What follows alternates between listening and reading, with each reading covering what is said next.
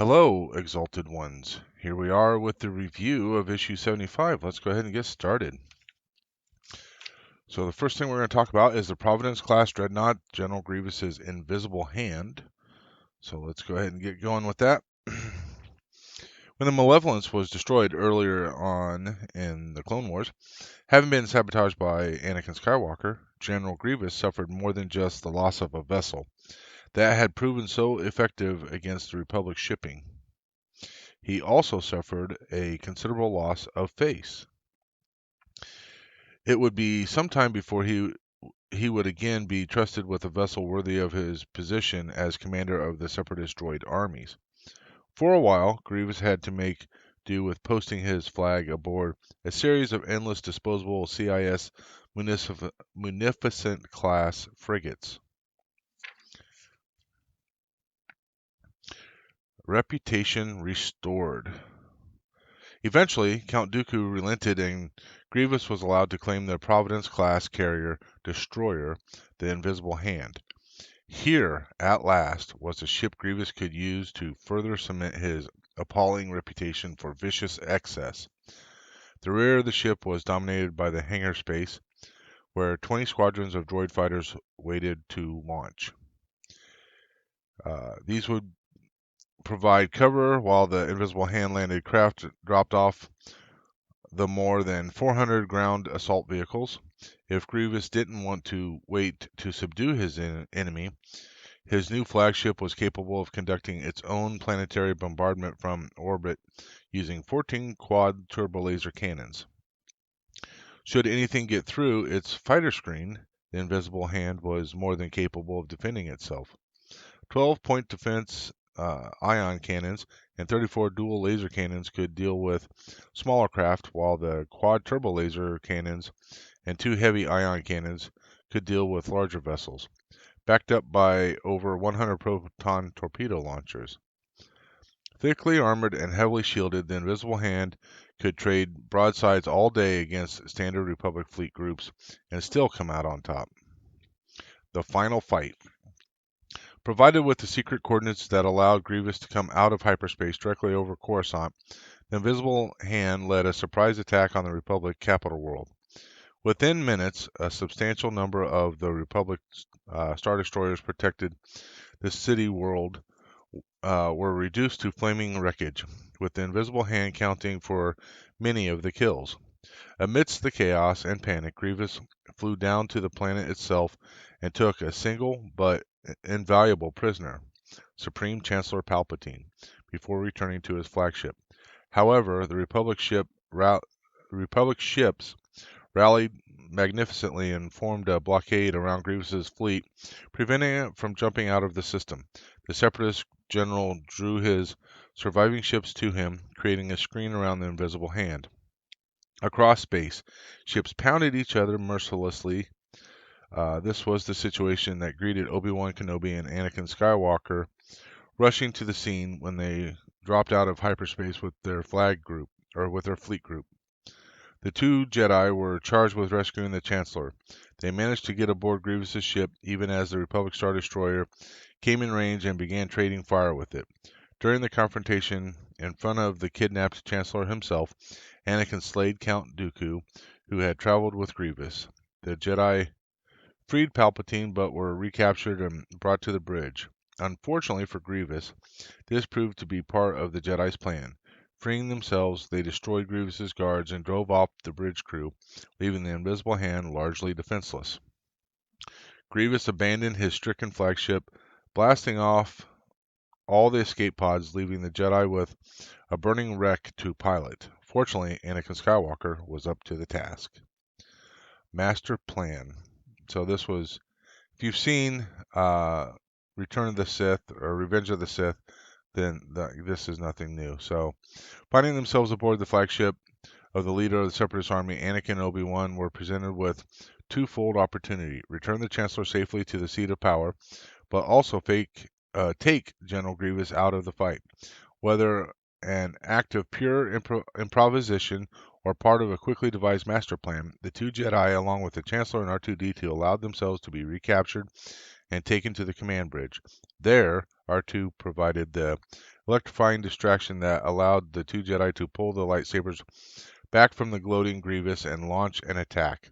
Battle droids and Magna Guard fell in seconds, but unfortunately the general himself escaped, smashing a viewport and leaping into space. Labyrinth of Evil, the behind the scenes here. Star Wars fans were introduced to the Invisible Hand in the 2005 novel Labyrinth of Evil, which is set shortly before the events depicted in Revenge of the Sith. The plot of the book, including Anakin and Obi-Wan's mission to Cato Neimoidia, where Anakin saves Obi-Wan's life, an event which is referenced in passing in Revenge of the Sith, also formed the basis for 3 episodes of the Clone Wars animated TV series.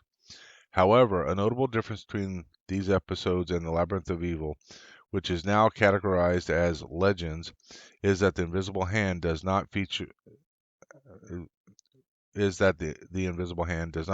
on screen. As such, the first canon appearance of Grievous's flagship came with Revenge of the Sith. So basically what they're saying there is, in Clone Wars, they don't show Invisible Hand at all. So that would be one of the major differences in those two scenarios. Let's visit Lola Sayu and the Citadel.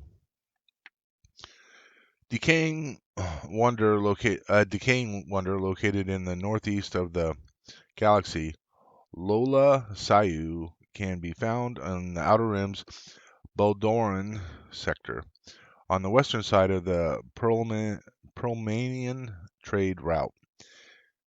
Seeing the planet drift in space certainly is a miracle to behold, due to its unique formation of being seemingly cracked open to reveal its lava-filled core. Exactly what happened to Lola Sayu has not been determined and quite possibly never will be, but it is known that the world's crust has slowly been falling apart for millennia. Long before the planet was discovered by the Galactic Republic, this collapse has resulted in the disappearance of almost the entire southern hemisphere, although the northern reaches of the world have remained largely intact. However, despite this, and the fact that its molten core is still burning, Lola Sayu always seems to be on the verge of total collapse. Because of its cracked crust, planetary debris is often found floating around the planet, making any approach from space fraught with danger. Grim up north. Lola Sayu's northern hemisphere has a purple hue when seen from outer space, with long cracks resembling vast rivers reaching up into it from where their crust disappears in the south, each glowing with the heat of lava within the planet's core. Despite the inherent fragility, the North has managed to cling to a thin, breathable atmosphere, making it technically able to support life.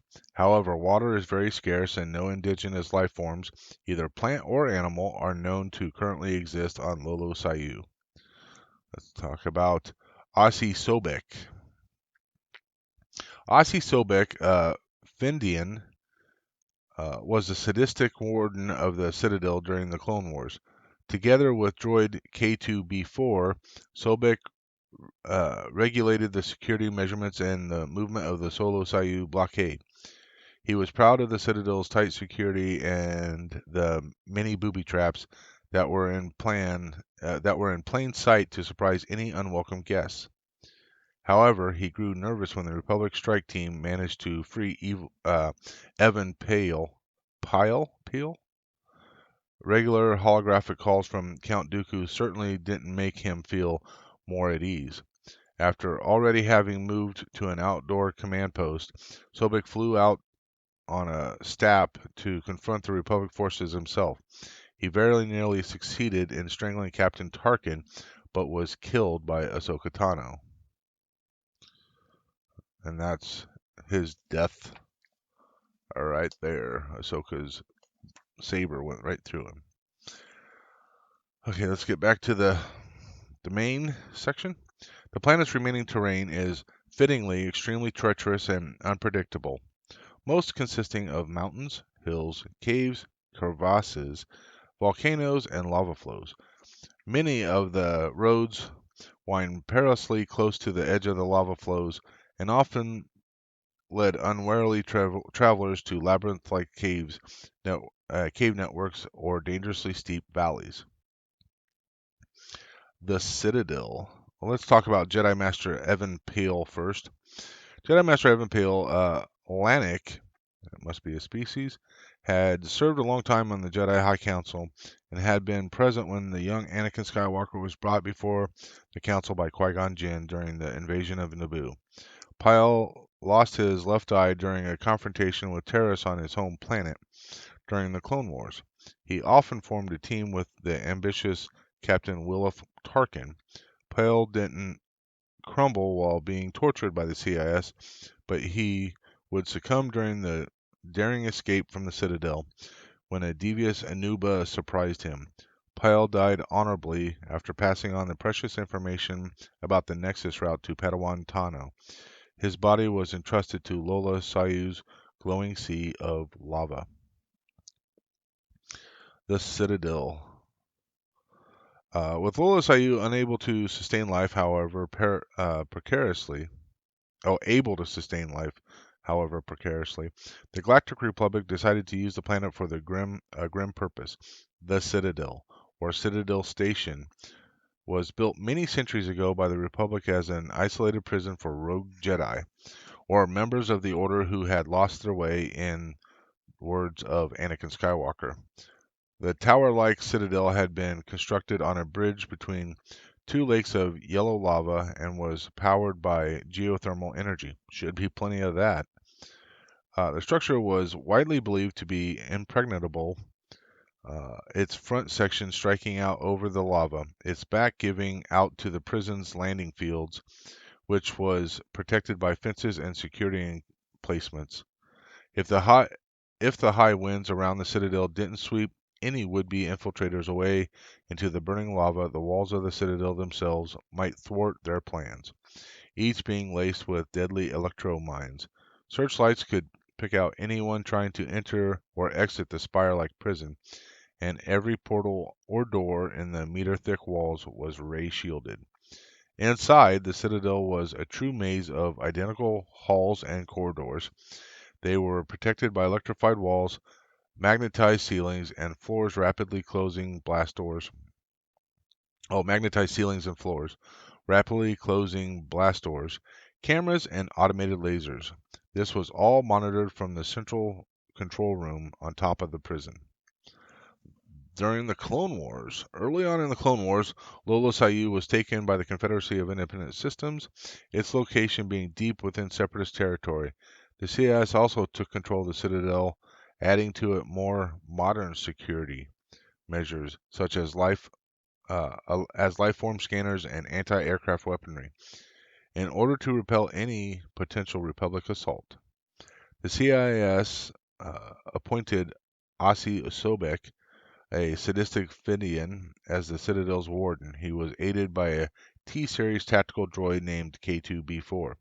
Sobek commanded relentless Anuba packs and a plethora of CIS droids, most notably the A-series medical droids that had been turned into cruel torturers. Death of a Jedi. 5 centuries after the last Jedi had been imprisoned in the Citadel by the Republic, a captured Jedi Master, Evan Pyle, was taken there during the Clone Wars. Pyle was carrying information regarding the secret Nexus route, a hyperspace lane that would lead into the hearts of both Republic and Separatist territory, and that might prove decisive in the war. The Jedi Order mounted a daring rescue mission to free Pyle, spearheaded by General Skywalker, General Kenobi, and Commander Tano. Using ancient Republic plans of the Citadel, the Jedi managed to free Pyle, but it was too late. Master Pyle perished on Lola Sayu, but the Republic had succeeded in procuring data about the Nexus route, as Pyle had passed the coordinates to Tano before he died. A lot of what they said here.